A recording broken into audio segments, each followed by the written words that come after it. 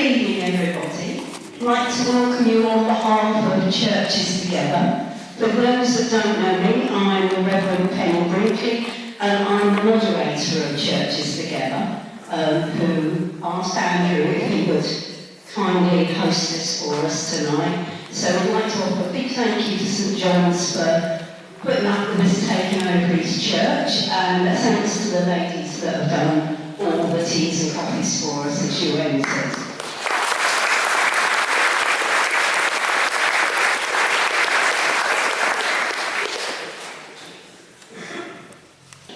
So, with no further ado, I will hand you over to Andrew for the event.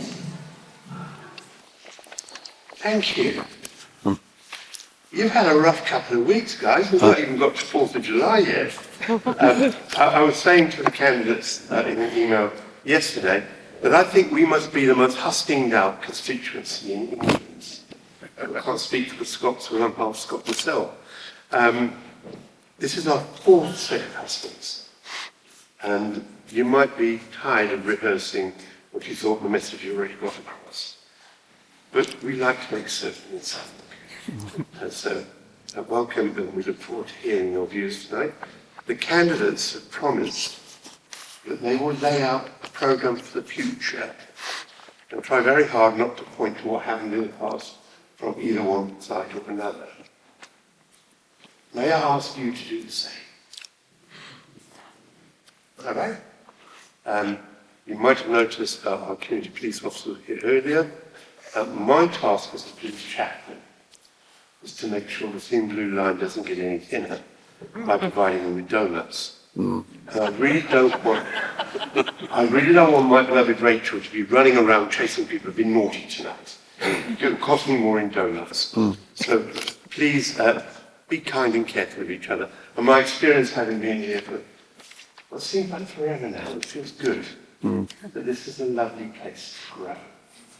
And I know many of you, and I have this community in your hearts. So, here is the rundown for tonight. You've got some questions in front of you. They might look like pre-prepared questions, but they aren't, in the sense that each one is a compendium of about 3 times as many questions that were sent into Churches Together. So try to tweak them and put them into different groupings to make the issues become more clear for our area. What I have found looking at the other hustings, and I don't know if you'd agree with me, that different parts of the constituency, there are different issues. And this is Felixstowe, we've got a right to air what's important for us. So this is not a repeat of other things, but listen carefully. What will happen is I'll ask each candidate to introduce themselves and say kind of why you're voting for me in 2 minutes. And because we're in a church in the Anglo-Catholic tradition, if they go over 2 minutes, and then we start singing the Sanctus, followed by an Ave. No, we won't. But please put your experienced teachers now, so I know you'll be diligent in that. Then, once everyone's introduced himself, we'll go back down the line again, so the mic will pass up and down the table, addressing each of the questions on your sheet. Again, I'm going to ask each candidate to respond in no more than 2 minutes. You don't have to take 2 minutes. There's coffee and chocolate biscuits, and apparently a football match going on. What do I know? I'm a rugby geek. And then at the end of each formal question, I'll allow time for maybe 1 or 2 comments from the floor, but please address your questions to all the candidates, not point at one particular one. Remembering always that every time I point at someone, 4 fingers point back at me. Right. Good. Okay, so over to the beginning, and first up in strict alphabetical order by surname is Dr. Teresa. Well, thank you very much, Reverend Andrew, and I have not appreciated it was Anglo-Catholic here, even though it's a beautiful church. No. Okay. It says green, but do that. There you go. Testing? Yeah. Well, thank you very much, Reverend Andrew, and it's great to see the bells. Normally Anglo-Catholic has the smells as well, but it's going to be a fragrant atmosphere here tonight, because I'm very conscious you've given up your evening to think about who your next Member of Parliament is going to be. And I've had the privilege of being the Member of Parliament for Felixstowe and Suffolk Coastal for the last 14 years. And I know that in the last few years in particular, it's been really challenging for people. Not only COVID, but after COVID, we saw the impact on the port as trade started to fall, started to fuel inflation, and then we had Putin invade Ukraine, where we all had an energy shock. And in that regard, inflation skyrocketed. It is good news today, it's back to the target, the 2%, but I know it's been challenging, and that's why I believe my government has been trying to help people in that time. But looking forward, I want to make sure that I will keep focused on the priorities that I believe matter. Not only our local issues about making sure that we should get better well-paid jobs, and the Freeport status is bringing new factories. One of the things I'm conscious about is about defence. And in this uncertain world, being a key part of NATO and increasing our spend to 2.5% of GDP is going to be vital in making sure we play that role. But I'm also conscious of people of all ages, that we've tried to do our best to make sure that the people, working people, are not as taxed as heavily as they were. And that's been challenging, but I want to point out that in 2010, the top 1% of earners paid 25% of income tax. Last year, it was 29%. Meanwhile, those people on average salaries of £35,000 are paying the lowest tax since 1975. So on your side, I hope to continue to be your MP, and I look forward to your questions. Thank you. 10 seconds to spare. Welcome.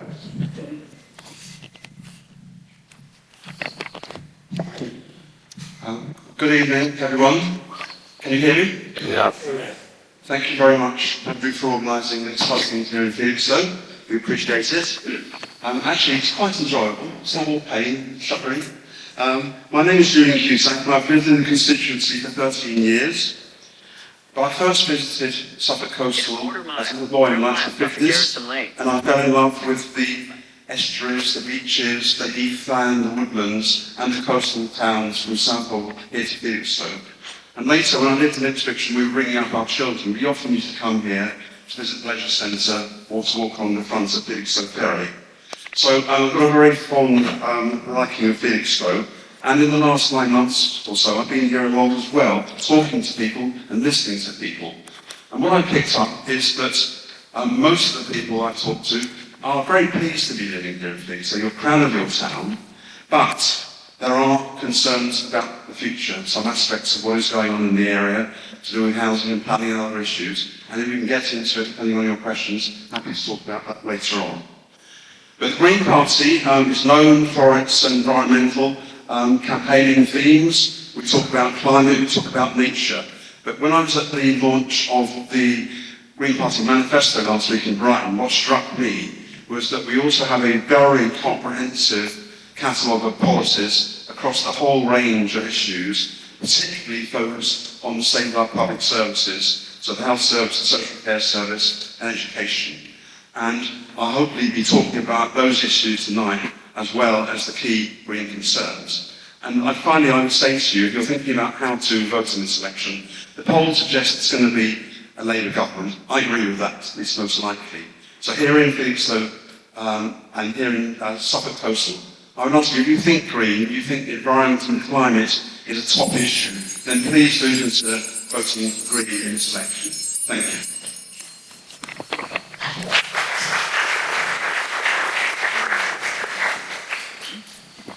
Good evening, my name is Julia Hewitt, and I too have lived here for a very long time now.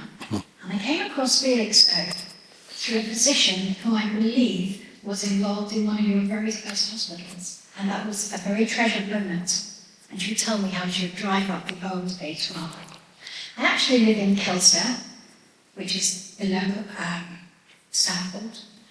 And it's a very special place to live. In fact, the whole of the constituency is. My approach to being your new MP is quite different. It's to look after you and to support you and to possibly build on where you haven't been for a very long time. We have an amazing manifesto, but I'll be the first to say that the Liberal Democrats, with all their qualities, won't be in power. There will be probably a Labour government. And I think it's really important, with my nurse's hat on, with my business hat on, to know that you are going to be looked after. And I'm being perfectly serious, because under the bonnet, even if you don't need looking after currently, a lot of people in our constituency do. And that's what my capabilities are. We will have a presence with our very strong councillor team here in Felixstowe. The barrier to entry to much service within your councils and governments is there's nowhere to find anybody, and I would make sure that we were available. Similarly, we'd be the same further up the coast, because there are big projects taking place, which brings me to my very last point, that on the 5th of July, you need to know that your new MP is going to be back on the tools, because if we get railroaded by the warmth and the noise of our new government, there are so many projects taking place which are going to affect all of you here. Freeport, Sizewell C, renewable stations. Thank you. It's important that you have somebody that's on your side, and I will do that. I have a good reputation for it.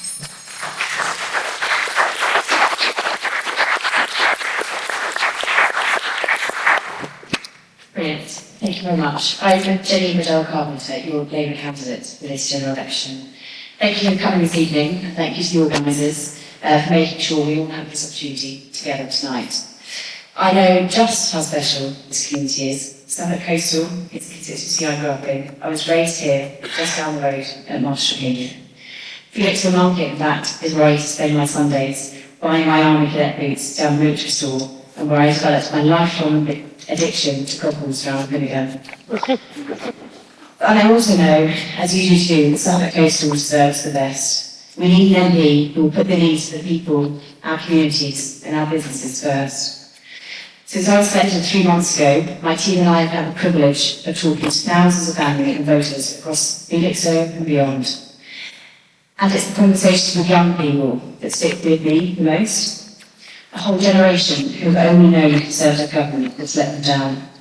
School-aged children who are battling mental health issues without any support or any chance of getting the help they need.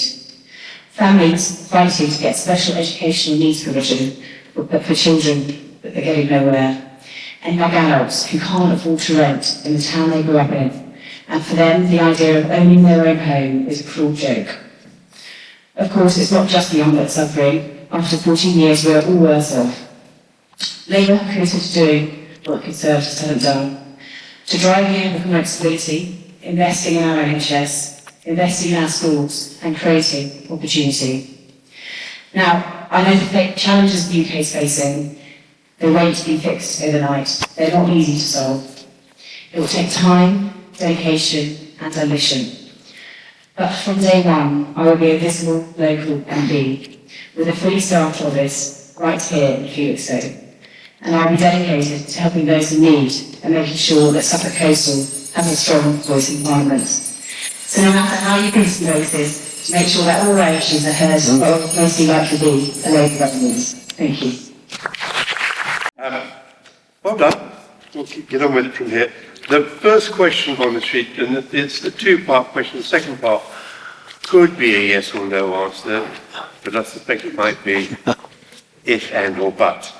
So the first question, and we're going to go back down the road and start with Jenny, from one of our residents. My son is training to be a doctor and looks with dismay at the chaos around junior doctor's pay and conditions. How do you propose to solve the doctor's pay strike? And the NHS should not outsource its services to private companies. Do you agree? Firstly, I don't want to say the name of the person that's this question, but thank you to your son for dedicating a life to medicine. My mum was a nurse, and I know that it's a real commitment, and it's a lifelong commitment. On the issue of pay conditions, Labour have said that we'll get round the table and negotiate. It won't be a paltry 3%. It won't be as high as 35, but our first action will be to get around the table and negotiate on the rightful asks of the junior doctors. Now, more broadly, the NHS needs drastic reform. We need no rule of how we deliver our services, and we must remain committed and ensuring that the NHS continues to remain free at point of use. Now, it's only through making sure that we have full reform, rather than just unlimited investment, that we'll be able to get there. Now, if we win, we'll be picking up an NHS that's on its knees. Waiting lists have skyrocketed. We know just how hard it is, I'm sure you do, to be able to get the service that you expect from the NHS. And no one's aware of saying this, but patients are dying whilst they wait on that waiting list. So in the short term, this comes back to the second question here. In the short term, whilst we're transforming the NHS, Labour have said that we use capacity in the private sector to make sure that we can deliver on services, to make sure we create we tackle the backlog in appointments. And that will be done within the first few months of transitioning to a Labour government.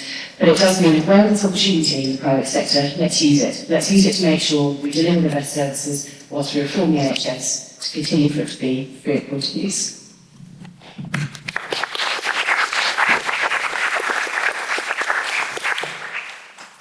Thank you. I'd first of all like to celebrate a young man who is doing medical training. We have to remember he's probably been through COVID and been through a really difficult time to even get to university. So many congratulations on that front, because to get the level of qualifications to go to university is quite something. We only train 9,500 GPs, yet we have such exceptional problems at the moment. And when I go to the ICB meetings, which is the Integrated Care Board that I represent you on in the District Council, I listen to them discuss how much money they got as a backstop to continue on the strike. It has to stop. It's outrageous. So the first thing we would do is make sure that we do get back to the table and discuss how we're going to go forward and what that percentage looks like. You're absolutely right, we can't go to 35, but they want to come to the table. The GMU really are desperate to be there. To answer the second question, we do know by having a roving fact that if we look at Practice Plus, which operates about 1 million procedures every year, with 90, I believe, procedures that they can carry out, we know that they're efficient and they work very sensibly within the community. Why not have more of them than what we do as Liberal Democrats? Because many of us have been in business and we've worked before we come into politics. We want to know that they are cost effective and that money is not wasted. We must have care free at the point of entry. And at the moment we have a huge crisis, particularly with missed cancers. The faster we can get you looked after, the better. So we would agree that we can outsource, but it has to be contained and it has to be cost effective. Thank you.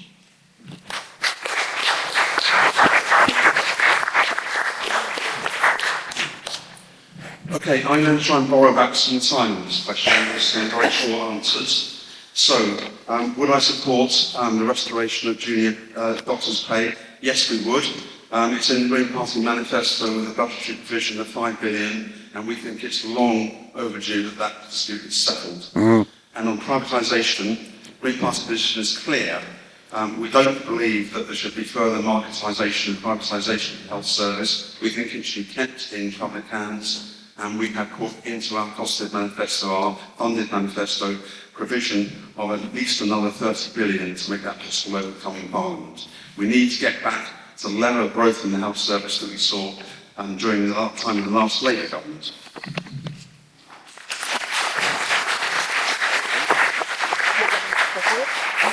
So there'll be a very proud mother or father in the audience tonight, recognising their son as trained to be a doctor. And Prime Minister Rishi Sunak, his father was a GP, his mother was a pharmacist. So he knows how important the NHS is, and it's one of the reasons why there is record funding in the NHS. We're actually doing more treatments than ever before. But I'm conscious that waiting lists and waiting times have gone up. They're starting to come down. But that was always going to be the case, certainly, after COVID, when people didn't present themselves for treatment, but then started to, and that's the right thing. I'm seeing this directly in the Suffolk Coastal today, because I ended up taking my mother to Ipswich Hospital last night after seeing the GP. And I was there at midnight to her, and fortunately she seems better today. So I'm very motivated to make sure, from personal experiences, on why the NHS matters in that regard. So in terms of things like doctors' pay and conditions, it is only the junior doctors now that are still in dispute, and mediation is continuing right until the day that the election was called and would resume straight away. But I am also conscious that a lot of the challenges for junior doctors is about the flexibility of working. And that's why bringing in more to pharmacy first and similar like that, also used in the independent sector, is a good use of resources. But also bear in mind, we've invested with a brand new A&E at Ipswich Hospital. The brand new orthopaedic centre will be open later this year, dealing with the hip replacements and other elective surgery. Also thinking through, though, in terms of private companies, the fact that GPs and dentists have long been private contractors, as indeed pharmacists, opticians and similar.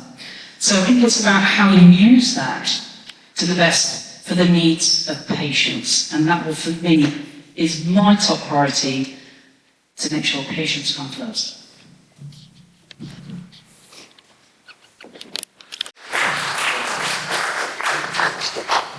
Okay, I'm going to be a bit controversial here.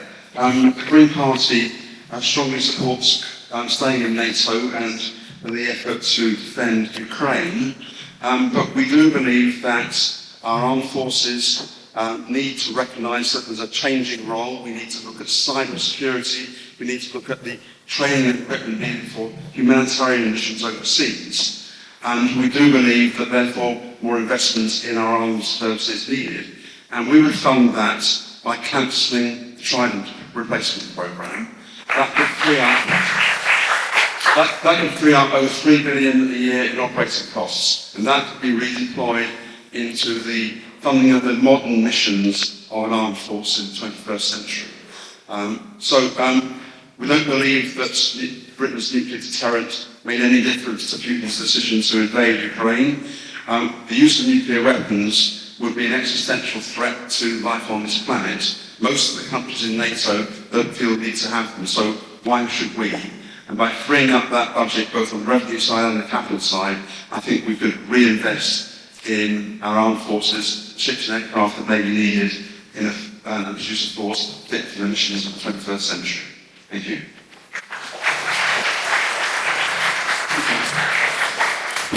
Thank you, Julian. What's not being discussed is the juxtaposition between our young and how they want peace and how difficult it is to recruit. Our services are on their knees. They're down to 75,000. That is no robust protectionism whatsoever. And if you go to rock barracks, it's at rock bottom. The accommodation is shocking. They're working crazy hours. They're not getting paid a great deal. And we're expecting families to live in hovels. It has to be restructured. So if you're asking about the bigger picture, we need to address the bigger picture. When we learned the other day that possibly there was going to be a sort of national service, can you imagine what it felt like? They've been banged up with COVID, they've been banged up with Brexit, and now we want to train them how to die for us. You know, we've got to change how we operate. We as a party do want a stronger army, but and military, but we're looking at the bigger picture.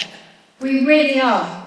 Now, we have some really proficient people within our means. We have incredible people in the House of Lords. So you're asking me a question, what would I buy, given that most of the ammo is like £78 billion each. I don't think it's in my gift to be able to decide that. But we have got to think about the bigger picture. What does that look like going forwards? So, let's think about the fair deal of how we get people to go into the military. Let's make it more of a vocation, something to be proud of, something to them to be respectable, and give our children ambition. And then we can start to recruit.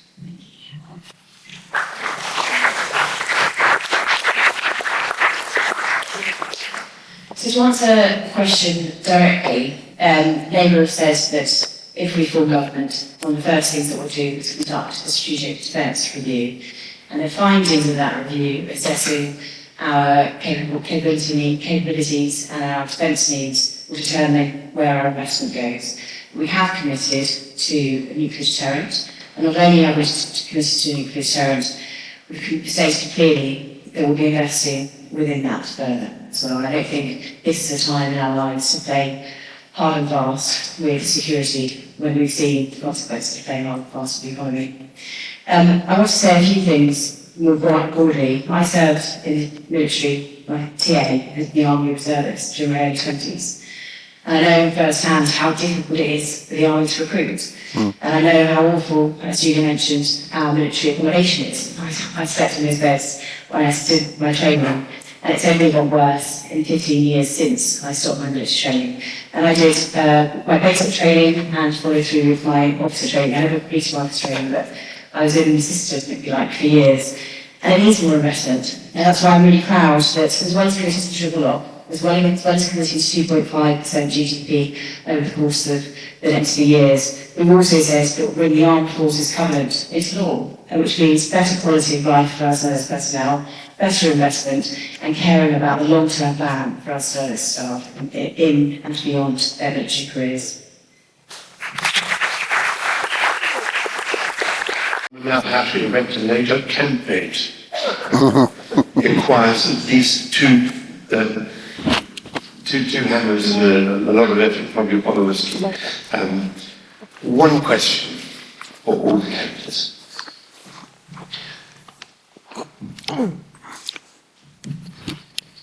Quentin Rogers. I'd just like to know who exactly would defend themselves against. It seems to me that the most vicious attacks on the people of this country have come from the very people we've elected to look after us. Yeah, that's the book.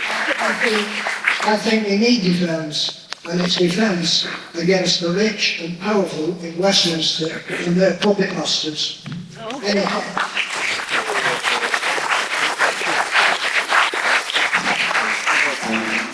Sorry, so that doesn't fit with the point of the question. Talking about our military and that particular budget. Someone else might ask the question more to the point. Right, thank you. We'll go on to question 3. How do you, I'm not saying individually, but your group, your party, your government, propose to repair our fractured relationship with the European Union? Yep.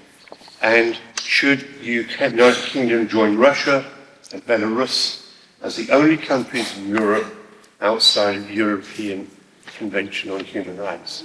Oof. So I think it's fair to say that our standing on the international stage has never been so poor. And that's a consequence of the last few years. It's the failure to get a strong deal post-Brexit. And I don't think I'm really going to be saying anything that's surprising on this room, that I firmly believe that the only party that's going to be taken seriously on the national stage is Labour. I think that we've seen the consequences of poor deals, poor negotiations, poor behaviour, alluding to the earlier point, well, the question, and it's only the Labour Party that's going to be able to walk in with a fresh start and renegotiate and build better relationships. And we've been clear, we set it out in our manifesto, that we're meeting our ties with the European Union, with our friends, with our neighbours and with our allies. And that doesn't mean reopening the divisions that have divided us as a country, but it does mean making sure that we can renegotiate on some core trade deals, ensuring that we have the best deals back on the table and that we're able to talk about the long-term and longer economic security. We want to, going back to our defence point, we want to make sure that we seek a new UK-EU security pact, that we strengthen our cooperations on the broader threats that we face, and that we will rebuild relationships with our European allies.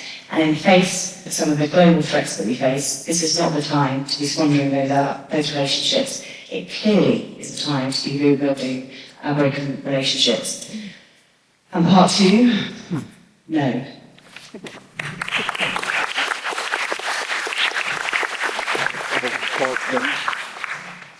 Well, Well, many of you in the room will know I tied myself to that on this one a very long time ago, and I set up something called the Southern EU Alliance. I moved political party, and I said that's not the world that I want to live in. Thank you very much. And that's very important to who I am as an individual and where I want our country to go. When I see this question, it says fractured. I think it's fair to say that the Conservative Party and the media have fractured this nation. I wouldn't just say it's just Brexit. I think it's the multiple of all of that. But we as a party are a bit bolder than the Labour Party, and we're the only party in this election, along with the Greens, I believe, that are saying that we need to be looking back at the single market. So we have a four-stage plan.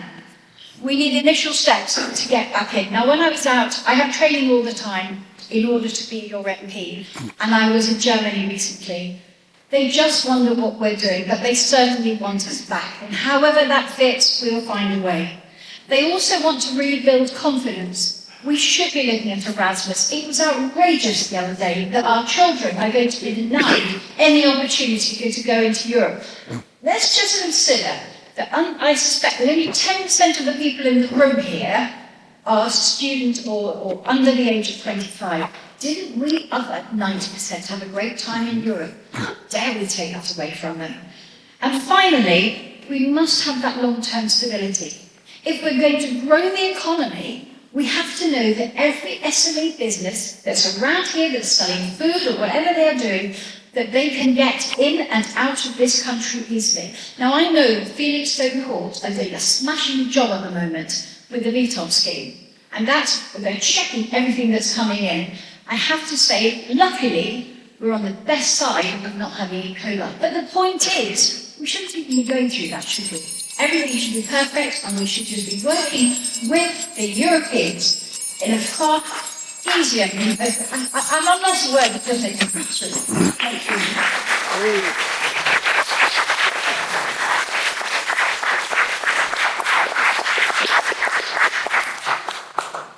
So let me answer the first part, second part of the question first. No, of course we should not leave the European Convention on Human Rights. We're a founder member and it's fundamental to international law.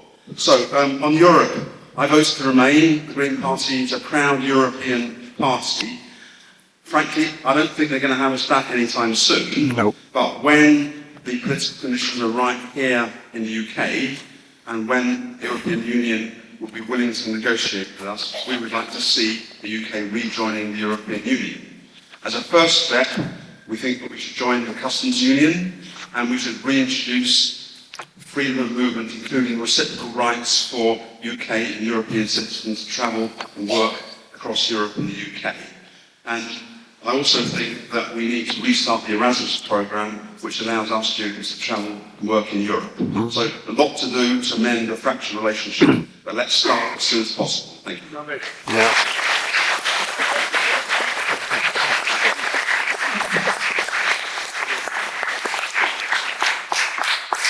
So the last election was about our membership of the European Union. The British public had already decided. It was close but decisive. It was like. And one of the challenges, it was close but decisive. But it was important that we have a comprehensive agreement about our relationship with the European Union, including trade, but not exclusively that. And that is what took a long time to negotiate, a long time to actually get through Parliament.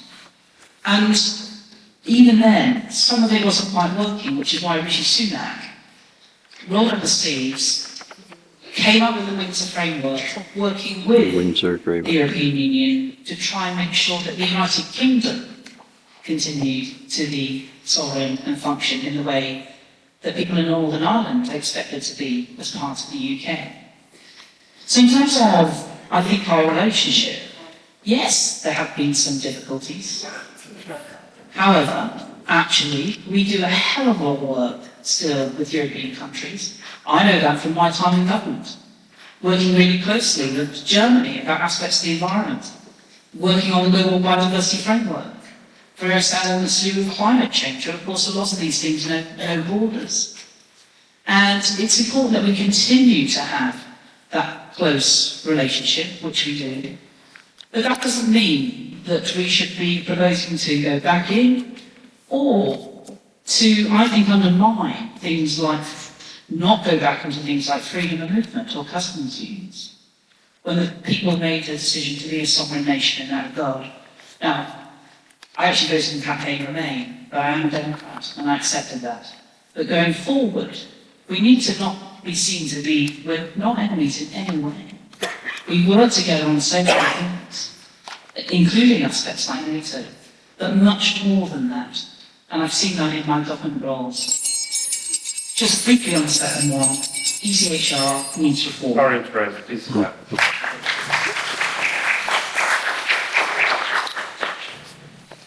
Right, we're doing well, team. Can we try and keep the comments down? Because people find it excellent. Being shouted at and insulted does help nobody at all. Thanks. One question about this question. Yep, I'll go with it.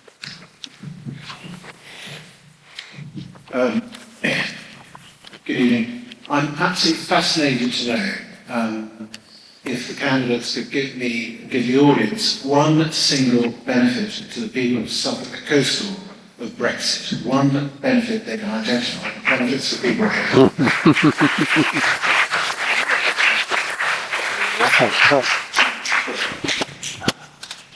One example is we're able to sign our own trade deals. Many deals, people consider them to be rollover, but there were quite a few changes, including in terms of things like services. Also, by signing up to the CPTPP, we've opened up the markets, particularly for services, and that's good for prosperity in this country and around the world.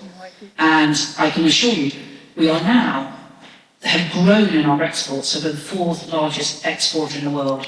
We've done that by not being part of the EU, having to do trade deals around the world. Let's go.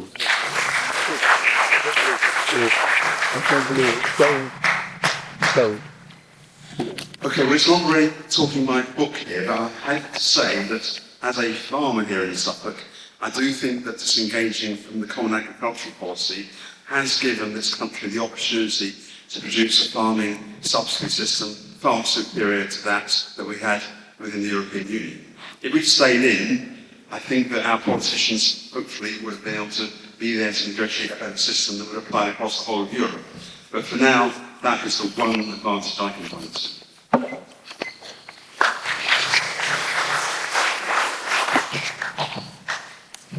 I kind of want to ask some questions. What's the percentage of from the CPTPP? It's like 1%. No, less. Isn't that right? And the SFI, with regards to farming, it's like a seesaw. The farmers don't know where they are. I'm going to pass. I can't find you one example that sustained Suffolk with Brexit.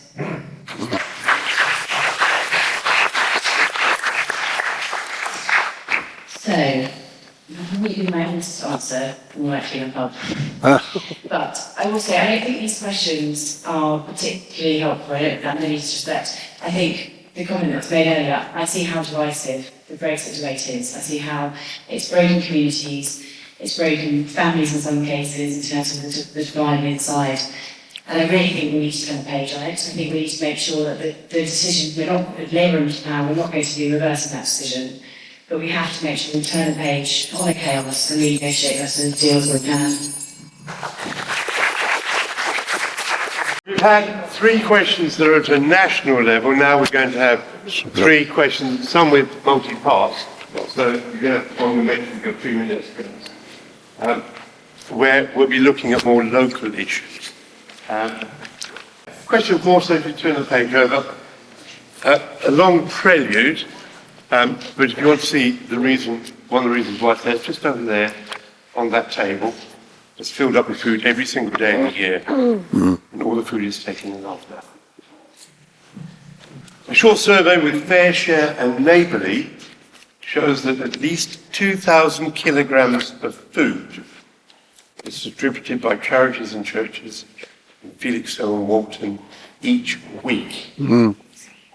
And children in early years class in our primary schools are using reading books such as It's a No Money Day to help prepare them for visiting food banks.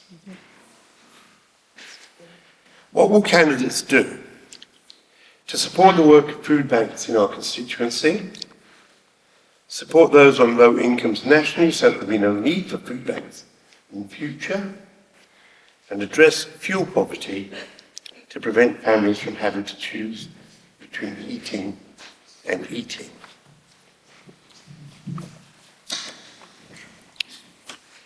My first involvement in a food bank was helping the one where I lived in Hampshire in 2006. And I'm conscious their usage has grown hugely. I also want to pay tribute to Graham Denny, who runs the Basic Charity, one of the most positively motivated men I've ever come across in my life. I'm also conscious of the pantry that happens in Christchurch most Monday evenings, and again the dedication of people involved in that regard. So in terms of supporting the work, I know that in my department we had given some funding to FareShare, a depot just over the constituency boundary in Ipswich locally. But I think more broadly, one of the things that matters to me is to try and make sure that we do help people who are either working, perhaps not full-time, people who they get benefit support from universal credit, but also those people who haven't been working and are struggling to find work, to see what we can do to really unlock their talents in that regard. In terms of addressing fuel poverty, we have been through cost of living payments, but also grants to help not only social housing, but private housing improve their energy efficiency. In 2010, 1 in 7 properties only had an energy certificate of grade C. Now it's about half, and we've still got a lot to go. But it's why we also provided every household and business in this country with support during the energy shock. So it is vital that we try and improve the prosperity of people. It's another reason why reducing taxes on working people has been a key part of Rishi Sunak's programme. But overall, we should bear in mind, last year we spent £435 million a day on benefits. We spent over £30 billion a year on rent support. We need to continue to try and support people, but also to help them be prosperous.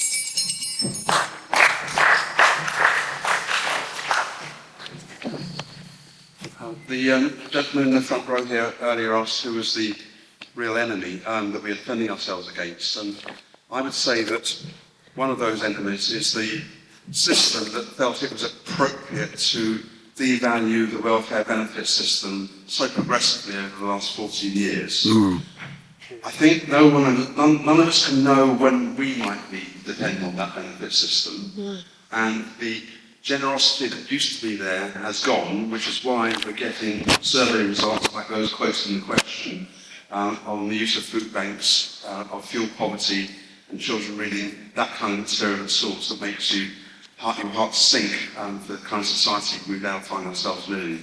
So what would the Green Party do, looking to the future? We think that we need to restore the value of benefits. We would increase the universal credit main allowance by £40 per week.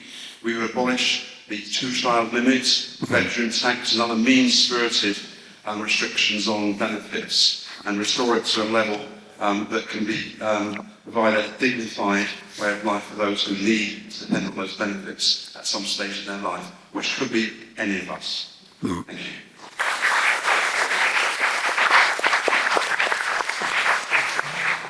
It's often quite hard to follow Julie because we have very much the same culture and ethos, particularly with regards to children and dropping bedroom taxes and looking after our young, and making sure that families feel very included.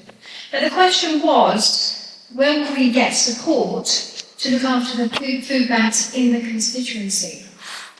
There are more food banks, I believe, than there are McDonald's in Suffolk. Outrageous is that? I mean, I'm not making McDonald's into a big deal, but at the end of the day, we're finding families who attend those food banks are not just the poor.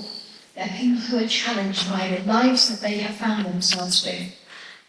Many of our young, who are from 30 onwards, are paying almost double the mortgage they had in the first place. So poverty is looking really quite different. Now, we as a party we put forward a 10-year plan because we want to drive the concept of poverty down.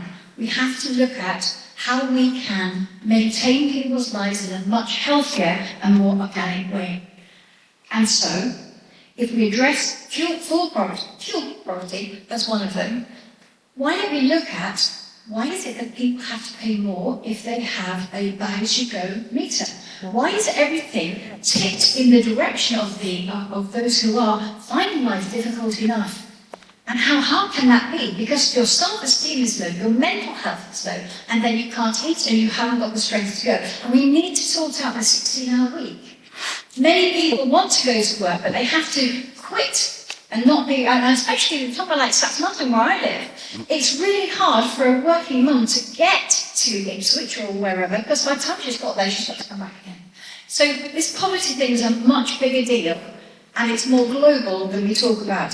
Now, final point, because I know there's some councillors here. In the district council, we have some really smashing wraparound services. And one in particular is called Squeeze Thank Within. you, Julia.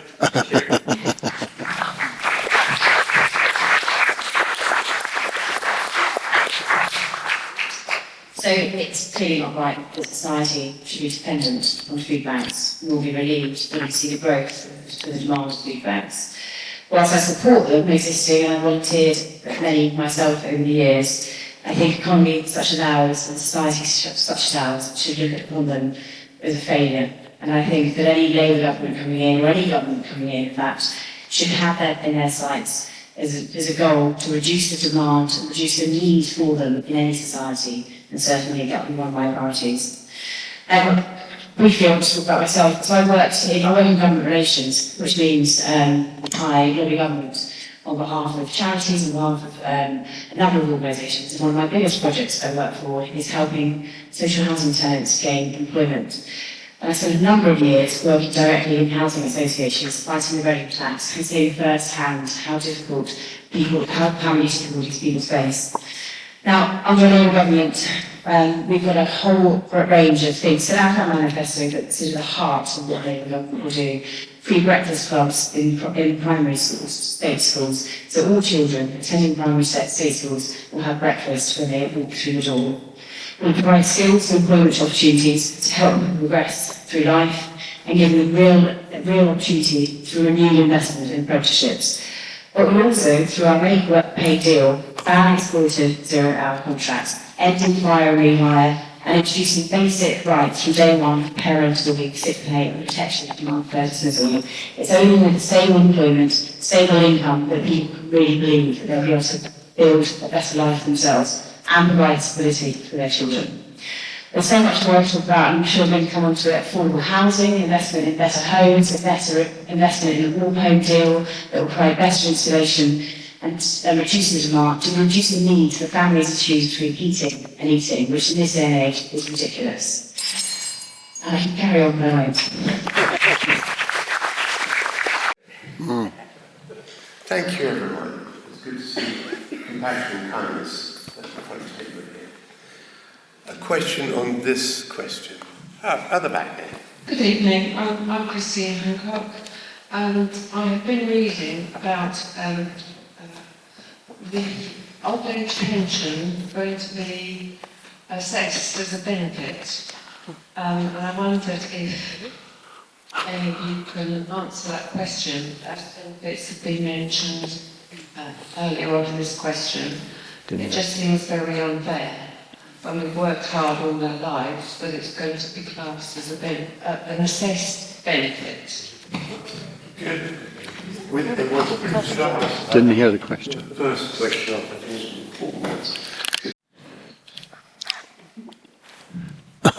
Sorry to interrupt your question. I'm reading on 16. Child poverty since 2010 has almost doubled in our constituency to a shocking 23%. That's around 4,500 children. That's almost double the size of Felixstowe School. The government has failed on poverty, so what would you do locally to change the shocking reality for so many people in our constituency? Very good. Very good. Just to make it clear, we will come back to your question when we finish the call once again. 30 seconds. about the free school breakfast clubs at all primary schools, so that when you walk through the door, you'll be able to have access to a meal. And it's a whole range of wider programs, again, that I set out at the beginning. So making sure that we have more water homes, that families don't need to choose between heating, but our £6.6 billion investment programme will make sure that families can have warm homes and to make savings as well on the mortgage rate. There's also a wider question about what do they do. As I mentioned, that I volunteer at Green Banks, and I see myself continuing that role as your MP as well. Good evening, Ruben. I'm good to see you again, because you've been to another Hustings, and I have to say, this is the calibre of young that we are being introduced to. I wish you well in your political career. Absolutely. That's very important. But to answer your question, I am really lucky that I have 3 or 4 schools that I attend regularly, Kelso and Yorkshire, and we have fresh food there, and that's very important. We have fabulous cooks who look after the children. And we as a party were saying from the outset, let's get those breakfasts back in, and also having lunch and free of charge. Please, thank you. Very short. So, frankly, I find it extraordinary that the Labour Party won't join us in calling for the abolition of the 2-child limits in universal credit. That could lift 250,000 children out of poverty across the UK, and it is long overdue.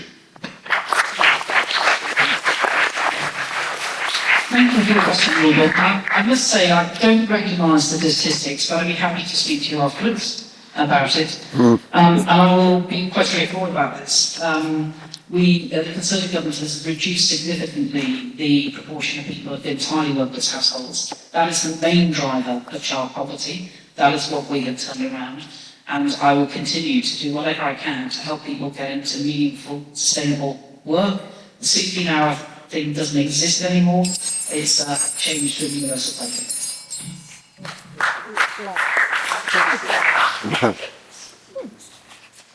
Right. All-part question is, we're now looking at the environment. What will you and your party do to, so you've got 30 seconds on each of these, plus we'll do other bits afterwards. Bring back lost wildlife, end river pollution and water scarcity.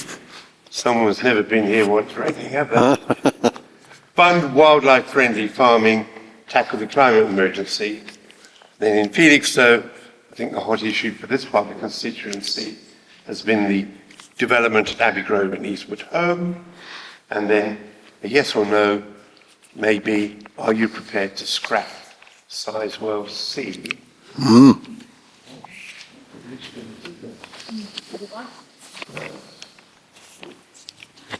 you mind?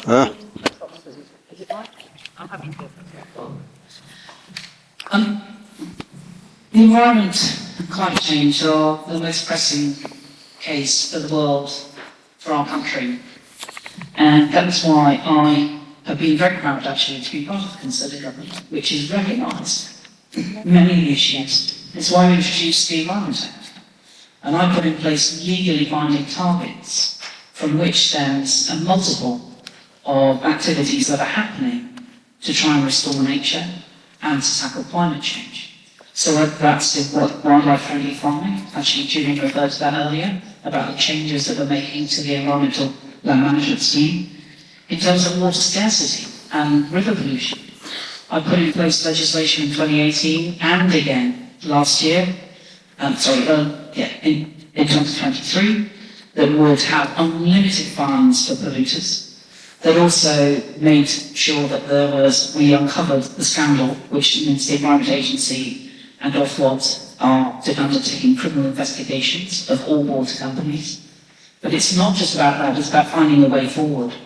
And that's why in the Plan for Water, which I wrote, we mentioned the Felixstowe hydrocycle 4 times as a great example of how you address water scarcity while also improving our planet.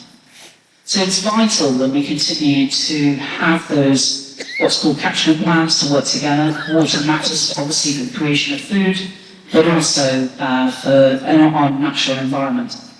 And it's not just about what our green spaces are. I can see the Vanwell District Felixstowe is here tonight, and it is that sort of element as well that really matters about people's love and well-being of their environment locally. So that's why we also increase the powers for councils and again the penalties to try and tackle these issues. Suffolk County Council is working on the local nature recovery strategy. That's a requirement of the Environment Act and the funding I gave them. We've all got a job to do. Nobody, don't doubt, you all want it to happen much more quickly than it is. Sizewell C. Sizewell. Okay, so bring back wildlife. Yes, we think that 30% of the land needs to be put aside for nature by 2030, and we have policies to try and bring that about. End river pollution and water scarcity. I think we're the only major party calling for the water companies to be renationalised. The game is up. We need to take it back into public ownership and invest in cleaning up our water and our water treatment plants and stopping sewage spills. 3. Wildlife-friendly farming. Well, I think I've already declared an interest there.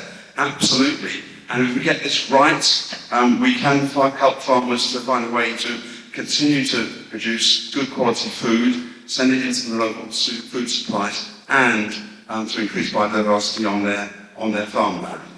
The Green Party would want to triple the level of subsidies going into farming for that transition over the next 10 years compared to what is in current government plans. And tackle the climate emergency, well, yes. There was a time when the Labour Party was talking about 28 billion a year on that agenda. We are still talking about 40 billion a year to a green transition strategy that would take us much faster to a low carbon economy than is contemplated by the current government or by the Labour Party. Felixstowe, I've been impressed by the case I've heard for the country park style development in the North Felixstowe area. I've been talking to my fellow Green councillors on the council about Eastwood Hoe, and I can assure you that there are no plans to build on the playing fields there, and that is the right decision. I can also tell you that on Sizewell C, we think it's the wrong power station in the wrong place at the wrong price. They will not be a net contributor to our energy system until way past we need to make the transition to zero carbon energy. So, there are Hold on.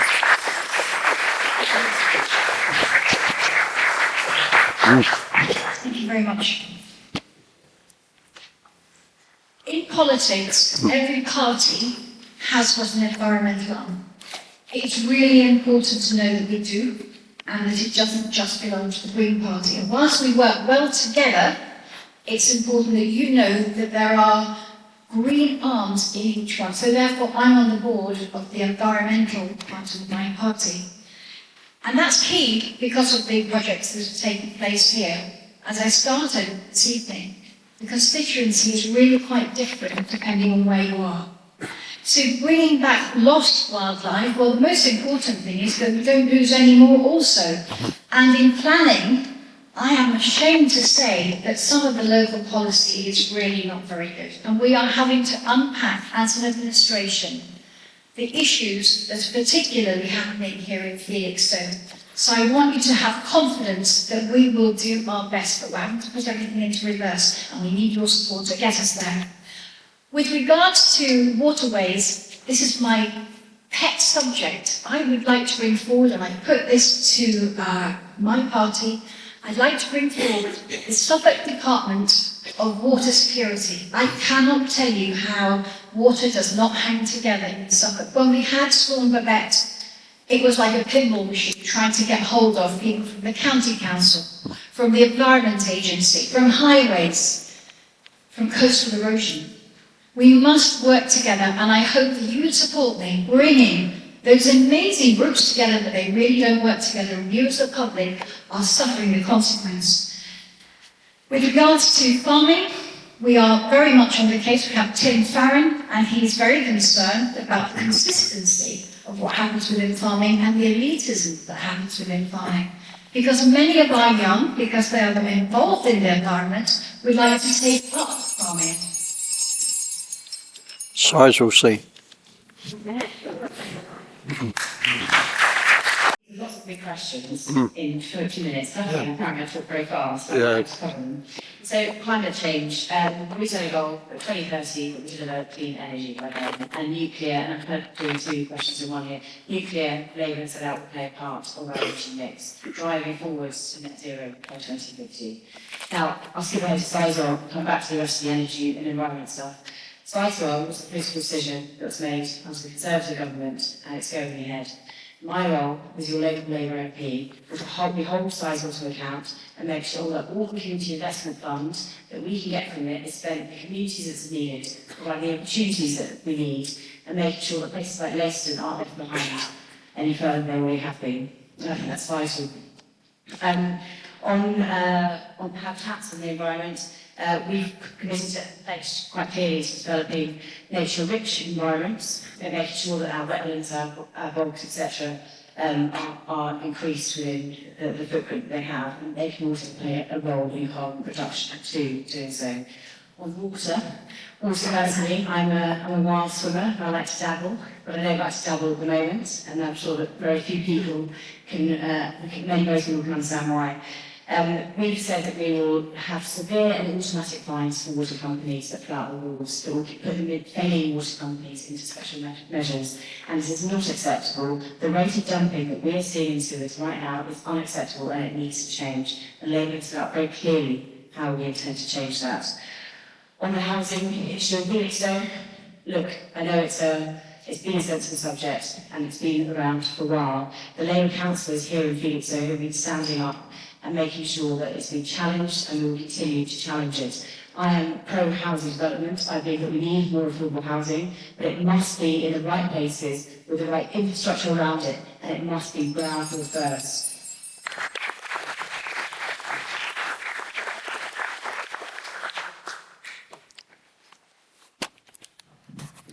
Wild swimming. Oh. I remember the bathing pool in the Royal Hospital School. Yeah, it was fun. Only let us wear clothes and we're doing our life saving badge.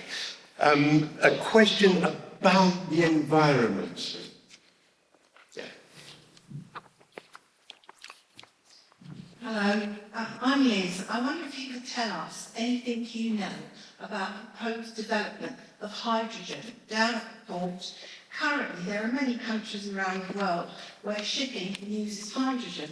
And I don't know whether or not Scottish Power have got the licence or have bought the land, but I would like to know what's happening, please. Thank you. Go to Felixstowe, you get Felixstowe question. Some of you might not know this, but it's okay. I was actually down at Felixstowe Port today, meetings, but I have to say I didn't bring that up. And I don't know the answer off the top of my head, but I do know the transition to a broader set of renewable energy is the focus for us. But I'll talk to you afterwards and find out more about it as well.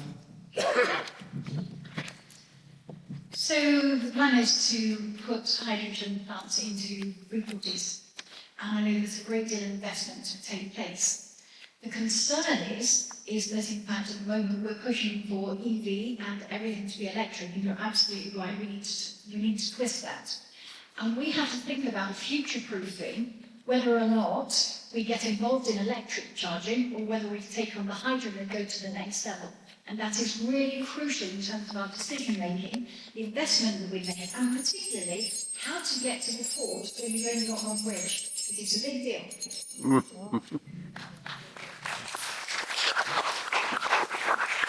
Good question. I'm going to have to admit I don't know the detailed answers to your question, but I do know that green hydrogen produced from alternative electricity generation is part of our future. It is. Probably for shipping and for heavy industry, and also as a reservoir for storing excess electricity when the wind is blowing and the sun is shining. So the green hydrogen development in Freeport East, like you, I'm wanting to learn more about it. I'm not pretend I have the answers. When I helped secure the Freeport status of Felix, so hydrogen was a key element of it, but the original people of Bamford withdrew. It's Scottish Power are heavily involved now. So it's a collaboration with the port itself.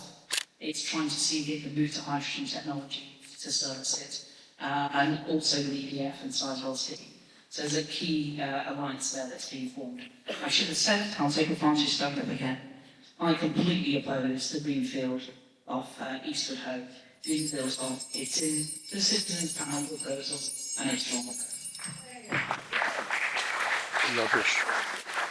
Housing, and if your price is elected, how will social care be funded?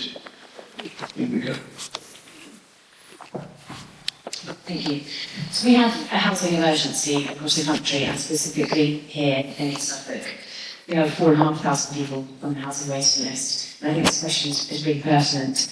So they have set out a really strong plan, and like I said, I think earlier, I've worked in social housing myself for a number of years, and it's absolutely right that we drive forward and build more truly affordable homes. And having, and this is our issue with Eastwood Hoe and development we see around here, having big family homes is not the solution to the broader housing emergency. We must have truly affordable homes for a mix of different family makeups, and that means building those homes in the right infrastructure, in the right places, where the demand is greatest. On the adult social care, this is an issue that's quite personal to me. My mum suffers from advanced dementia, and I set out, and she's currently in a care home, and she'll live the rest of her life. I set out clear pledges, publicly and privately, that adult social care bill would be one of my personal priorities if I'm your local MP. And the plan that the party set out, and the plan that Labour set out, don't yet go far enough, if I'm honest, in my true view. And I believe that if I am an MP, I'll be fighting every day to make sure we transform our adult social care, that we make it affordable and we do exactly what it should, which it cares for our loved ones when they need it most.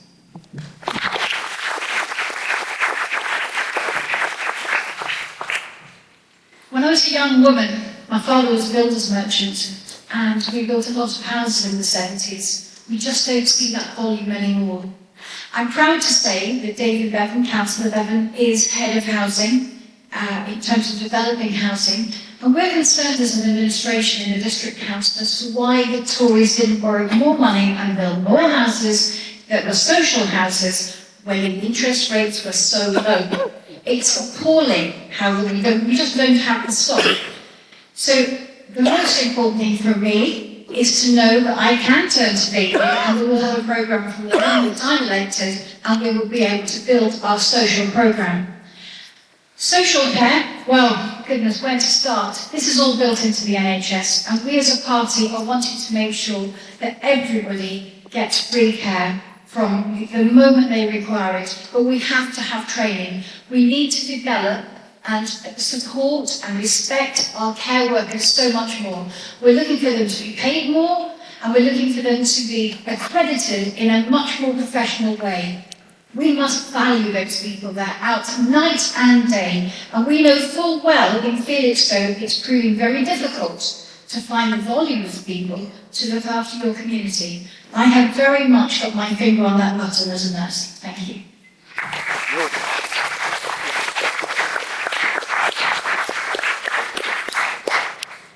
So I used to chair a single homeless charity in Ipswich. I know how difficult it is to find safe and suitable accommodation for single homeless adults. In the Felixstowe area, over the last 8 years, there's been precisely 0 additions to the stock of social housing, which is an absolute disgrace.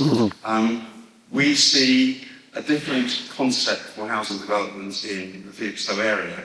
Not sites like the Howlett Way site and the site at Swallow Close that are being thought of for more of the same big greenfield development sites where nearly 50% of the homes are 3, 4 or 5 bedroom homes.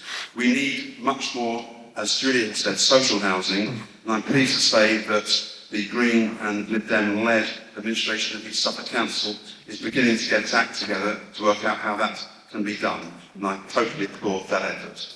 Thank you.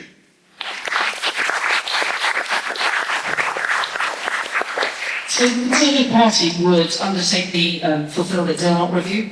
We did not fulfil that in the last Parliament. I'm not going to pretend otherwise, because like COVID did get in the way, as well as emerging issues like trying to tackle illegal immigration, often led to quite a lot of the legislation that was needed. But while the NHS is still in that aspect of trying to work together with social care through the integrated care boards, that's a key way of try and make that better. Now, in terms of housing for single adults, a couple of things there. I'm very proud of what we did, and particularly thinking of young adults coming out of care, to make sure they got access to their own home if they needed support from the state in that regard. And that is something that will continue. In terms of, though, of other aspects, we need to stop flagship flogging off homes to developers and to second homeowners. It's infuriating. They are doing more of it, and they're trying to blame everybody else, and then they're using the money to build houses and homes elsewhere in East Anglia. That's not right, and it's something that we'll get to grips with. I did that when I tackled flagship, when they actually had over 120 homes empty. They then did knock down a home to the end of Taunton Road and rebuilt really good ones. So that has been positive. But in wider things, I think one of the things, and I'm going to pay tribute to Councillor Rosie Smithson, a Labour councillor. So what's been happening very recently, while the Conservatives did protect the Grove and Eastwood home, what's happening now is that it seems that the housing density is being significantly reduced. So the field opposite Laureate Fields is supposed to have 150 homes. Officers think there'll only be 50 to 75. That reduces the amount of affordable housing that could be built, but also means far more land could be taken on building homes. We've got to put a stop to this, and the Liberal Democrat Green administration, I'm afraid, are not doing their job in that regard.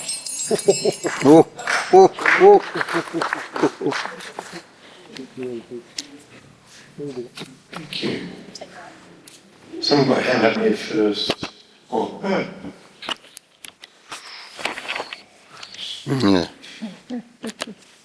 I don't know. I'm going to go to the back. Sorry. Help yourself. Right.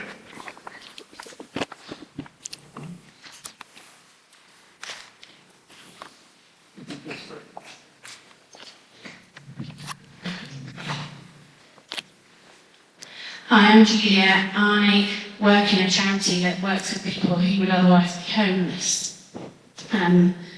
I want to know, are you aware that the County Council have recently decided to stop funding supported housing for those who would otherwise be homeless, and that will have a direct impact across the whole county, but here in Felixstowe as well.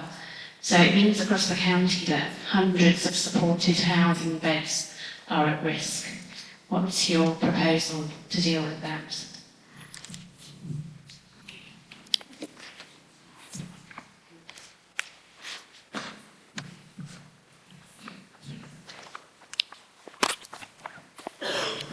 So I'm aware, I'm conscious that the statutory duties for the County Council involves aspects of social care and also special needs for children, and they have prioritised that. I'm also aware it is the legal responsibility of the District Council to try and prevent homelessness, and that's extra legislation, and they are funded to do that. So I think it's important that we do try and focus to try and reduce our homelessness, but I'm conscious that the District Council will need to continue to work with other organisations, if I may add, and make the best use of the funding that they receive from the central government. Yes, I am aware of the withdrawal of support by the county. They are having impossible choices to make with a highly constrained budget for social care, and the only solution is frankly more money going into local authority budgets, and that is what the Green Party is committed to in our manifesto.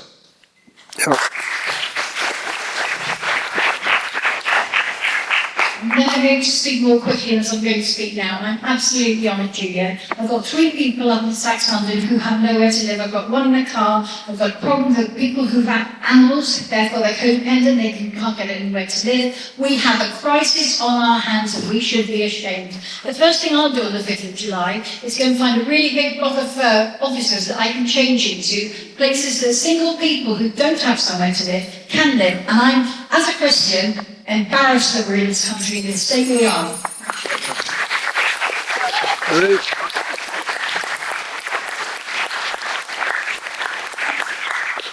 So I'm aware, we already have 300 homeless people across East Suffolk, and the statutory duty is not being fulfilled. I think it's appalling. I think that we talked about earlier about food banks. I think it's a stain on our society, it's a stain on our politics, and it's a stain on every single one of our towns where we see it happening. We as Labour put out a homeless strategy, and I'll make sure that I'll be championing for that and making sure it's not to reduce pots elsewhere in order to pay for it. So I know there's vital fundings that cannot be taken away in order to support homelessness in our constituency.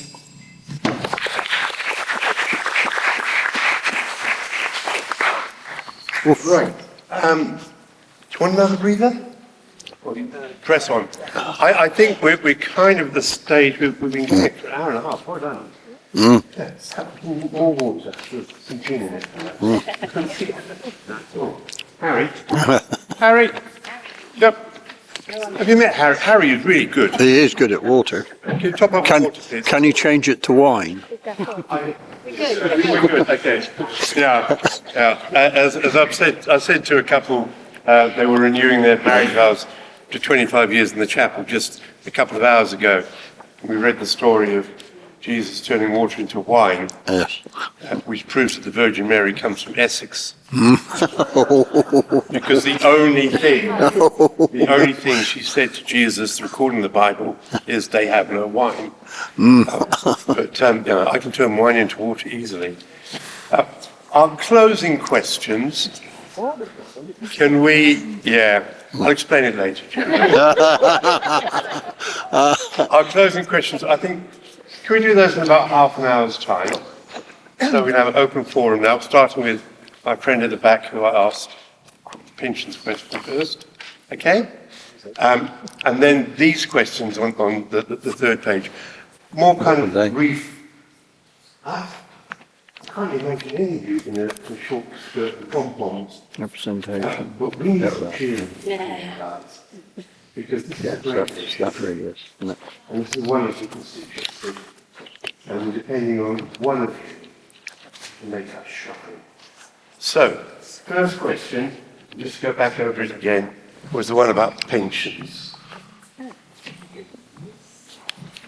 I was Secretary of State for Working Pensions for 3 years, so this is just a technical term. It's just what's a phrase benefit is used in aspects of the legal system. That's all. So there's no changes in that regard. No. I know there's been some, dare I say, some scaremongering about it. It's not going to change. Of course, the Conservatives worked with the coalition to introduce the triple lock, and we've seen significant improvements in the basic state pension given to everybody who qualifies. In terms of the Conservatives intent to have the triple lock plus in the future, which means age-related tax thresholds will increase. So that's state pension and monthly tax. Well, wherever that suggestion is coming from, it's not coming from the Green Party, who would maintain the status of the pension as it is, and we also support the continuation of the triple lock. Same. And absolutely similarly, in fact, my party very much wants to talk about pensions with our young so that they understand why they need a pension and how they must grow their own future. But I just want to go to something else. I want to go to Wall Street women. Do you have any Wall Street women in Britain? Yes. Yeah, you see, you're so left out. And as my mum said the other day, why can they not go out of this parliament without paying WASPI, paying for the blood issues, paying for Windrush? Yeah. It's enough. Yes.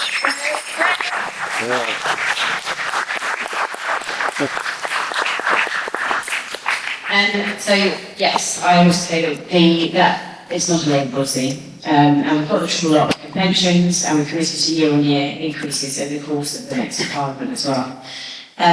On a personal level, I've reached out to the Shadow Labour bench on talking specifically about WASPI, and some of you might have emailed me about it, and I might have told you what I've said to the Shadow Labour team. I think it's worth reminding the Pensions Act brought in under the coalition government has led us to the situation that we're in now. But I have maintained that I will push you Labour to make sure that we do the right thing for those who women.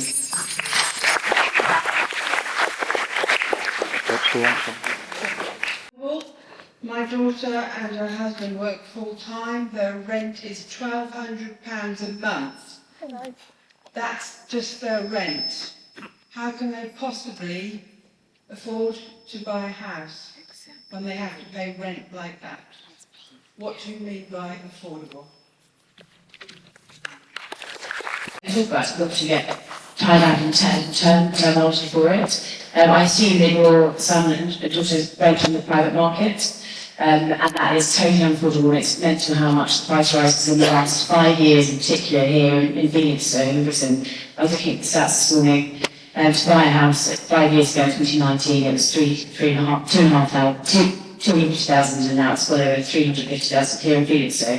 When we talk about affordable housing, when I talk about affordable housing, I mean social rents, and so they're houses owned and managed by councils, by housing associations that have sub-market rent. So they're different things, and the only way that we can make truly affordable housing across the piece is a full strategy to tackle the housing emergency, which is building more homes and more housing stock to make sure that poor people can have homes they can afford.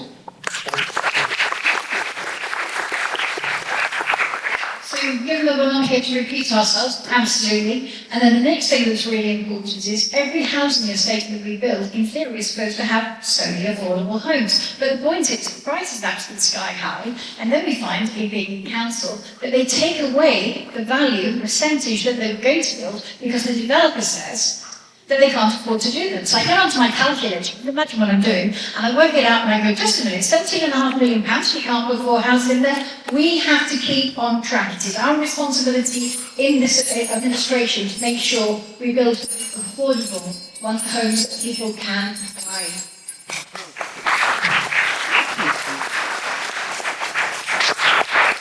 Yeah, I think the terminology affordable has been completely devalued and become more or less meaningless, which is why in the Green Party we're talking about houses for social rents. So this is rents that really can be afforded. We're also talking about the need in certain parts of the country to bring in caps on private rentals where the market is overheating.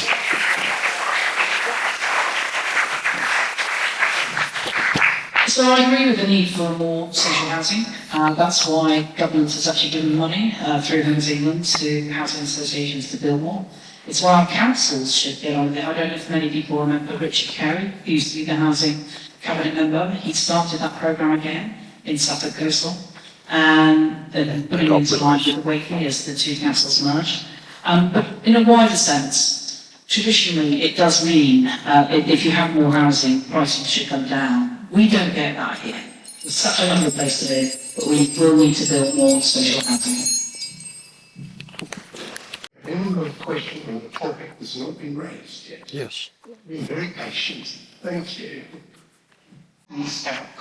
Can you explain why it's been empty for a year when there are families waiting for a home?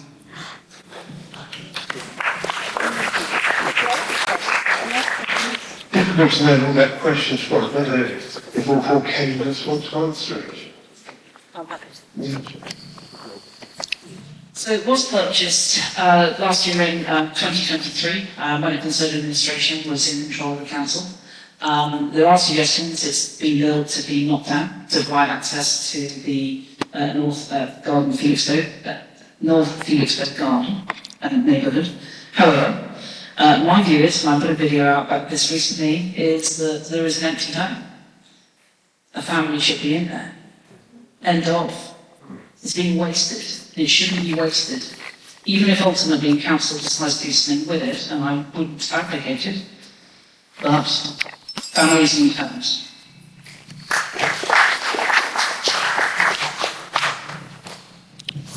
So I'm not familiar with the details of the case, but on the face of it, it sounds ridiculous that the house isn't being kept in use, being used for housing and family. Mm.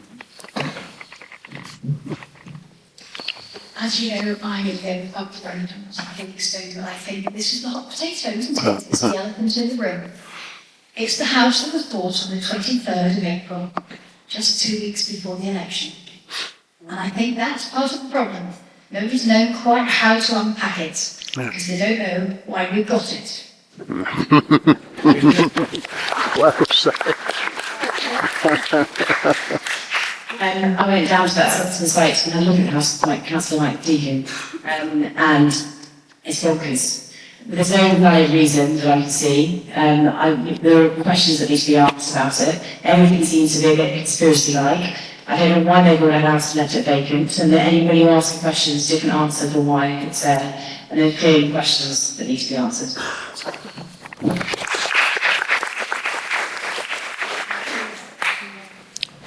I'm going to be naughty and put a plug in here. Are you? As trustee of the Felixstowe Relief Charity, which has a small property portfolio that lets some properties out to aid residents of Felixstowe Walton. We'll take it on. There. Well done. Another question. Hi, I want to ask you a question related to disability, and it's, I understood and read, but don't fully know the details, but what changes you might make to PIP, personal independence payment, and by that I'm hoping for improvement, but I'd like to hear about changes as well. So, changes are on the agenda on manifesto parties. Dinner? Shall I start? Yeah. I can't answer the fundamental question in terms of the detail. The most important thing that I've learned is it's the access to it. Because people who are making those applications are waiting so long, we are trying to make that smaller. And therefore, should we be the opposition, we will insist that there has to be a change in the PIP lead time of getting it down to be 1 or 2 weeks, because enough is enough. You know, hearing that people in my community up in Sax London are waiting up to 12 weeks and then being told that paperwork hasn't been filled in correctly, that game has got to stop. Yeah.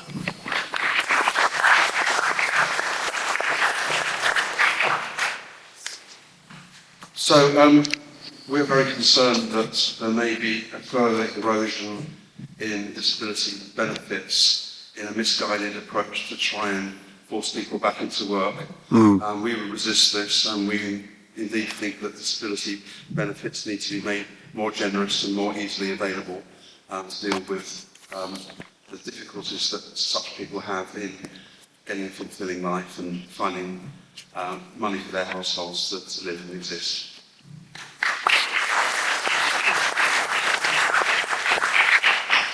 Again, when I was Secretary of State for Working Pensions, I had overall government responsibility for disability, not just about aspects of benefits, and was proud to produce the National Disability Strategy.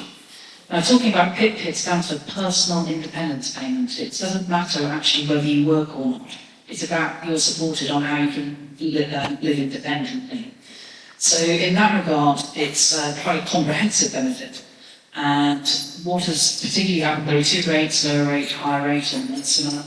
But it's key to recognise that as we've seen in growing mental health challenges, it may not be fit for purpose on what it was originally designed for in helping people live independently. Okay, thanks.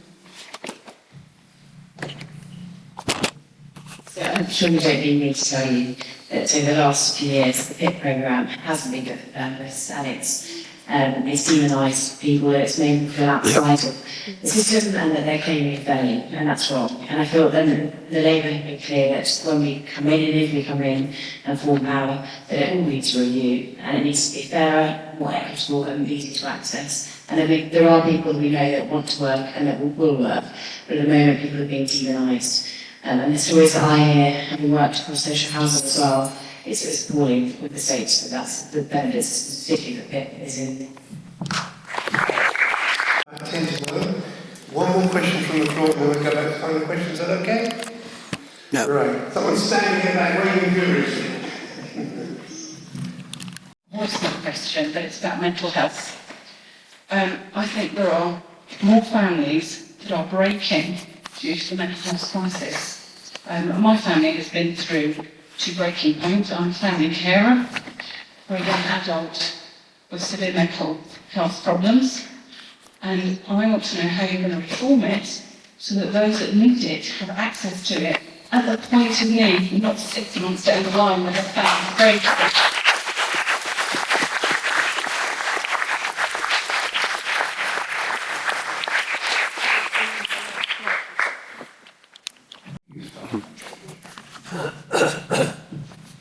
Okay, that's actually a great question. We've thought long and hard about mental health and how to reform it and how to properly fund it. We think that it's important that people should have access to mental health services, to evidence-based therapies within 28 days. This will require a significant increase in funding as part of a programme for the NHS to bring mental health services into parity with physical health services. We also think that we need to tackle mental health crisis in schools, and we would fund a counsellor, a trained counsellor in every school to provide mental health support to staff and to students.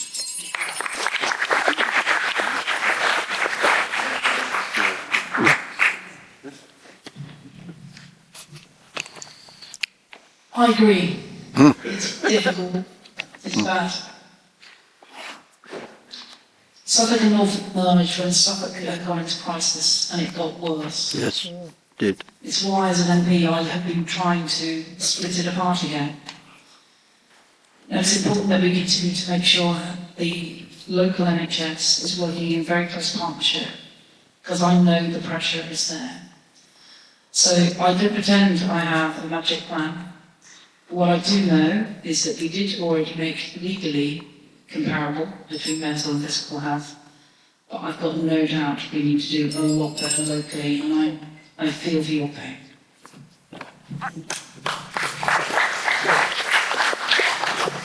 So I sit on the Health and Wellbeing Board, and this topic is coming up constantly, and I have really got my arms around the system because, whoa, it's a big deal, isn't it? One of the points is access when it's really tough. And at the moment we have the 999 system, and actually what happens is it goes into a new service called Right Place, Right Person. Essentially what they're trying to do is segue mental health into somewhere or other. I actually think as a nation we need a new number.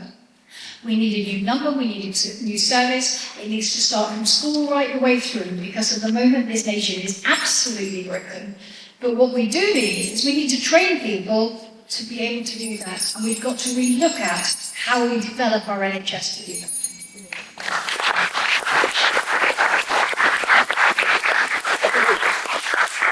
Thank you for asking that question. I can tell that it wasn't easy to ask, so thank you very much. Like everyone here, I agree. Especially for young people now, they're facing some challenges that we couldn't even imagine post-COVID, and I can't even imagine what it is that your family are going through.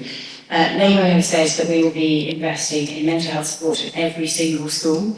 So as well as the breakfast clubs that I talked about earlier, as well as investing in more teachers, that every single state school will have access to mental health services.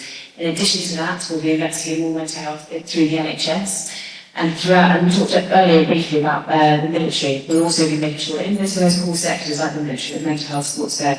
So for us, it's a golden thread that works through a lot of our things, and it's absolutely critical that we invest more of it and take it more seriously than it has been in the last few years.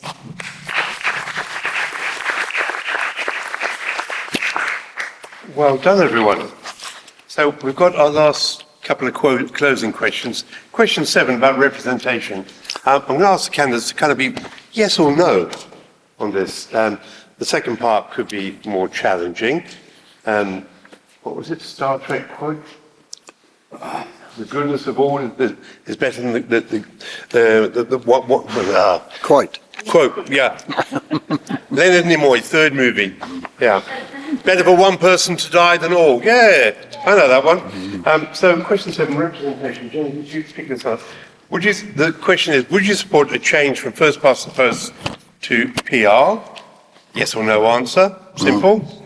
And when faced with a choice between national party policy and the needs of your constituents, who will you support?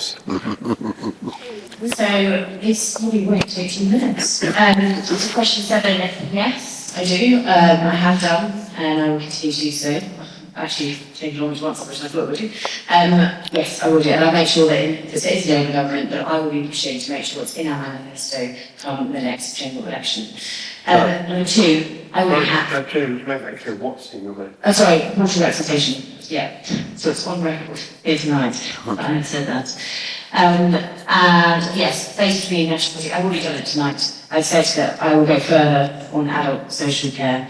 But yes, I'm happy and I'm prepared and I'm expecting and willing to make sure that I answer challenging questions, that I drive forward on behalf of this constituency and make sure that the issues that matter here and that matter most to me are heard in Westminster. Right.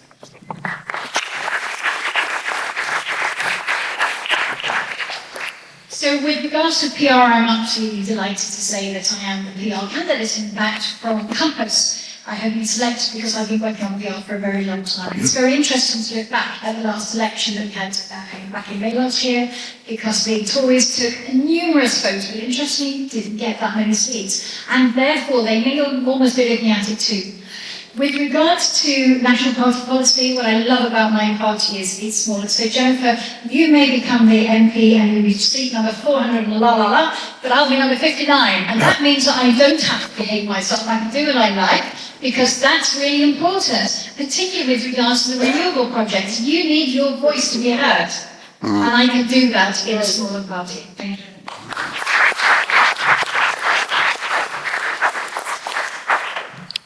Okay, well, my yes or no answer is yes, I would support proportional representation.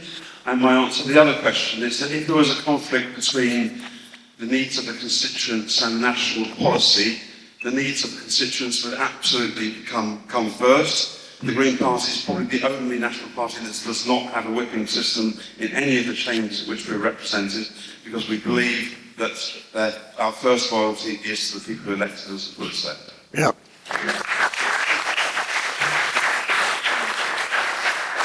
No, I don't want to change. I believe in the constituency system.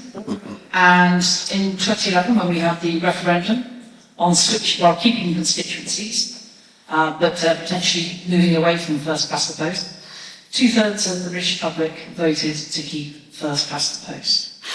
They did not vote for a proportionate voting system.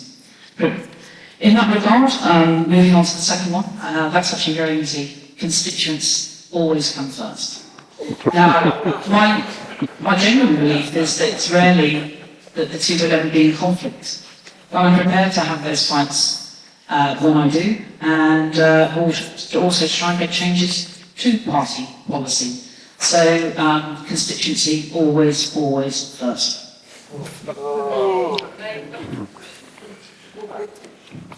We can do so well. Come on. Little children love one another. Final question, it's over to you, team. What gets you going about voting? I want to end with a small anecdote from me. I'm British through and through. I was born in the Fens, went to school in Ipswich, or Holbrook actually, best school in the country. It was a boys' school thing, but yeah. The first time I voted was in Johannesburg, where I wasn't a citizen.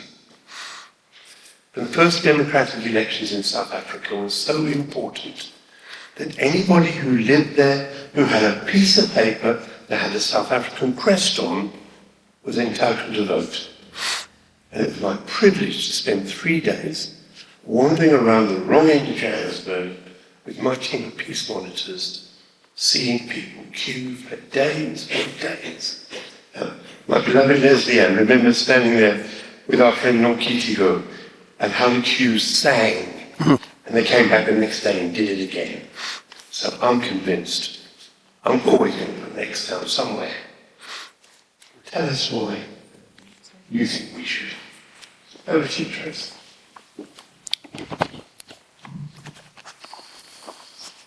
Elections are the time you get to choose your local representative, your national government.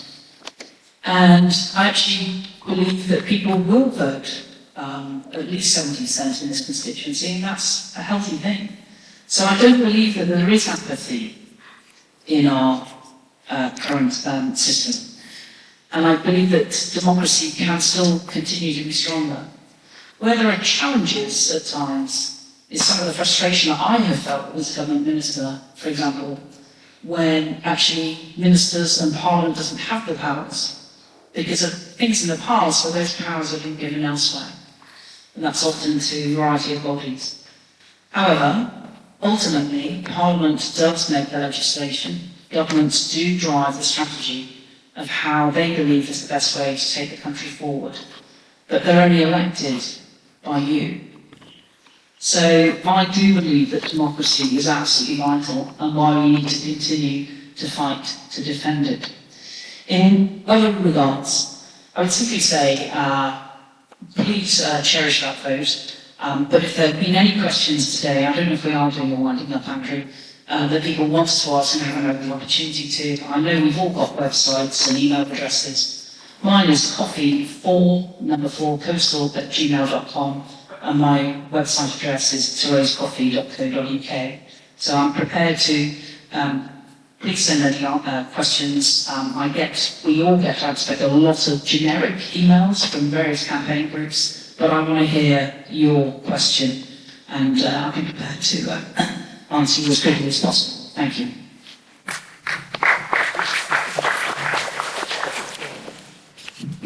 It's always disappointing when you're out knocking on doors when you come across the voter who says, well, I can't really be bothered to vote. You're all the same. You get this kind of stuff coming out. And, I always try and say, look, it's a real privilege to be able to vote. You live in a free country where there are democratic institutions, and if you don't exercise your right to vote, you're betraying that really important heritage. Particularly when I hear it from female voters, and you can talk about, well, what about the suffragettes? What did they do? They got you the vote. Please do use it. So I do hope that you will vote, obviously I hope that you will vote green. You want to see green policies. But whatever you do, do try and persuade people to get out and vote, and talk to your children, your teenage children, about the importance of them voting when they become of age. Ask questions, and it does link a little bit back to the previous question about proportional representation. I think we would have much better engagement if people felt that they're more likely to get their point of view represented in House of Commons, probably with a constituency MP as well, as people selected from a list that would involve a more proportional choice being made. So please do vote. Please do vote green.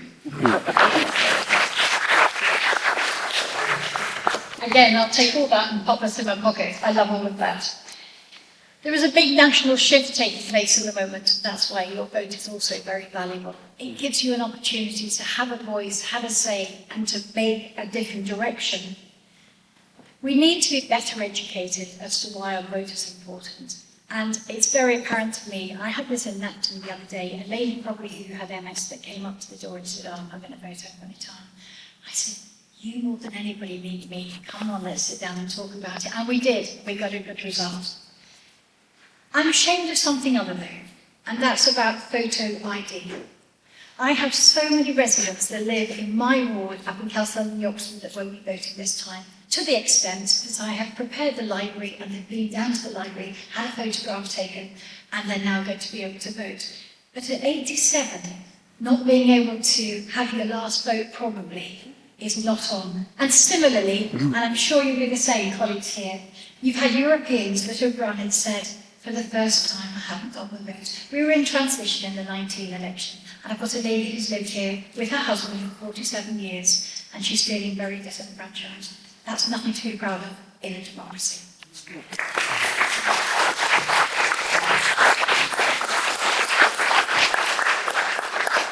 So, I'm going to make an assumption. If you spent 2 hours with us tonight, you're probably quite interested in voting, and you probably are going to go out and vote. No. I know you're not, it probably doesn't make wrong tonight, if you've actually on the leave go and not vote. So, I'll give you a message that I'd like you to pass on to your friends, to your family, and to encourage them to vote. So, I believe, truly, that at the general election on the 4th of July, we had a choice. We have a choice between staying as we are or choosing change. We have a choice between accepting the prospects this country is facing or deciding we want a different and better direction. I understand, as the question alludes to, that so many people are frustrated and feel there's no point in voting and that their vote doesn't matter. But if the friends and family that you talk to think that things aren't right and think that things could and should be better for themselves, for their family and for their community, urge them, please vote. I was going to go on to a pledge about why vote for me, but saying no one else has done that, but I might be impolite. But I will say to you, please do reach out to me, please do come and talk, please do drop me an email. I won't be rushing on this evening, so please hang back and let's have a chat. Thank you.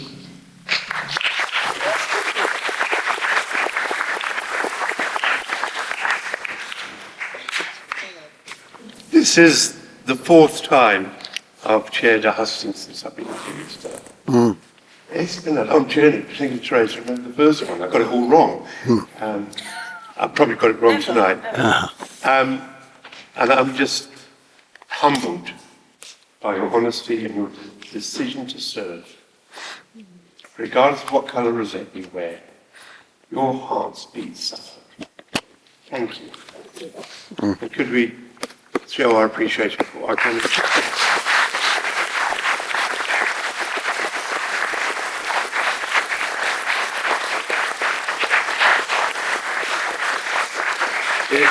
It's not an easy road. All of you, I know, will have had abuse because we have that society that descends that way. So I thought tonight, before Penny does closing remarks, it's okay if I give you a blessing. Out of our hands. May the road rise up to meet you. May the wind be always at your back. May the rain fall soft upon your fields, the sun shine warm upon your face. And until we meet again, may you be held in the hollow of God's hand. Amen. Amen. Over to you, Penny.